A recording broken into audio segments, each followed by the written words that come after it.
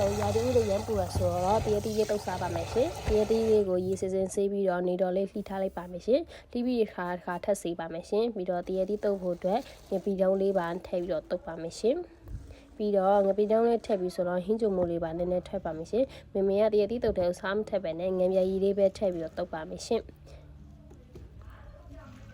ငပြရည်နဲ့ပြီးရဆက်ဆက်လေးစားချင်တဲ့တကြောင်ငီလေးချက်မိုးလေးပါထည့်ပါမယ်ရှင်ပြီးတော့တရတီရရမ်းချင်တဲ့တကြောင်တကြားလေးများများလေးထည့်ပြီးတော့တုပ်ပါမယ်ရှင်အားလုံးလည်းစင်တစ်ထက်လုပ်ပြီးပြီဆိုတော့မေမေကစပြီးတော့တုပ်ပါမယ်ရှင်ရာသီဥတုရမ်းပူရဲဆိုတော့ချစ်ချင်းငယ်ဆက်ဆက်လေးဆိုရင်နေ့လည်နေခင်းစားရတာအရင်ကောင်းပါလို့ရှင်ဒါကတော့မေမေတုပ်နေတဲ့တရတီလေးပါရှင်